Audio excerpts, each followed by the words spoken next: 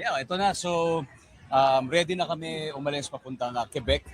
At sisimulan na namin ang isang napaka-special na pelikula, isang napaka-special na project. After 3 years. 3 years na pala mula nung huli kami nagsama. At ito, si Direk May nandun na. Inaantay na kami ni Direk May Cruz Alvear at umpisa na namin ang pelikulang Remember. Yes. And Marian and Dingdong, nakita namin yung scale of production, no? Ang daming involved dito na production. We have Star Cinema, we have APT Entertainment, Agosto Dos Pictures, Regal Entertainment. How does it feel to be the center of all these big productions?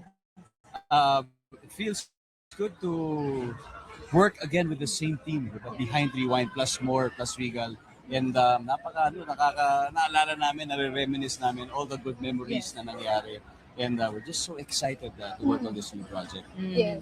And speaking of excitement, gano'n lang ka-excited yan? Of course, makakatrabaho ulit kayo ni Dingdong. At on and off screen, no? Grabe yung kilig namin Actually, lahat. kanina nag-uusap kami on the way here. Parang sabi nga namin ilang years na ba yun? 3 years na pala. So sabi ko, siguro ito na talaga yung tamang panahon uli para gawin namin. At the same time, yung kwento talaga sigurado akong mai-in love talaga sila sa kwentong Remember. For sure. Abangan natin lahat. But of course, invite everybody to support itong upcoming film ninyo.